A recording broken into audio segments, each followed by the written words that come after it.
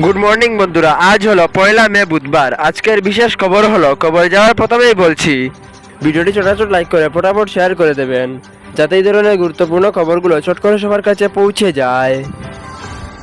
বিলম্ব না করে বকেয়া বেতন রিলিজ করা না হলে বৃহত্তর আন্দোলনের হুমকি দিলেন এসসি নেতা বাপ্পন নমশূদ্র। যদিও জনস্বাস্থ্য বিভাগের অস্থায়ী কর্মচারীরা দীর্ঘ বছর থেকে বিনা পয়সায় তাদের কর্তব্য পালন করে আসছেন, তাও সমগ্র দেশে জেজেএম মিশন কার্যকরী হওয়ার পর বর্তমান বিজেপি সরকার তাদের ন্যূনতম পারিশ্রমিক দিয়ে আসছে। তবে বিগত 4-5 মাস ধরে তাদের বাকি থাকা বেতন না পাওয়ার কারণে অনেক দুরবস্থার মধ্যে দিয়ে দিন জ্ঞাপন করা ও প্রতিনিয়ত জল সরবরাহ করে আসছেন জলমিত্ররা। তাই গতকাল অর্থাৎ মঙ্গলবার সমগ্র অসম জলমিত্র সংগঠনের করিমগঞ্জ জেলা কমিটির পক্ষ থেকে রাজ্যিক সম্পাদক বাপ্পন নমশূদ্র করিমগঞ্জ জেলা পরিষদ চেয়ারপারসনের নিকট নিজ দাবি সম্বলিত স্মারকপত্র প্রদান করেন।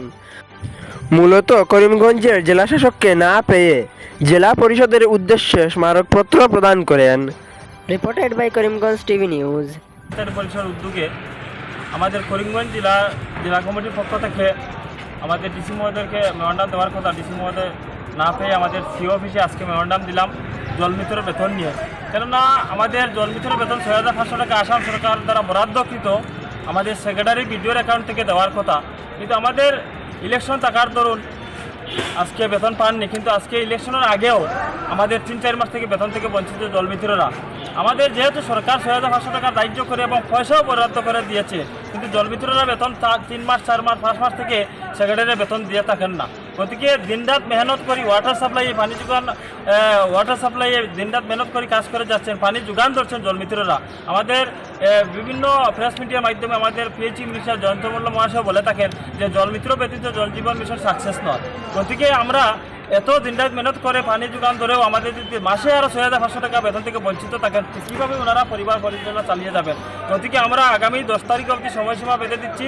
আমাদের জেলা পরিষদ মহোদয়ের কাছে মেমোরান্ডাম দিয়েছি, যদি 10 তারিখের ভিতরে আমাদের সকল জলমিত্রদের বেতন ক্লিয়ার করে না দেন, 10 তারিখ পরে আমরা ঘেরাও কার্যসূচি পালন করব। তার জন্য সকল বিডিওরা এবং সেক্রেটারি এবং জেলা পরিষদ সিও দায়ী থাকবে।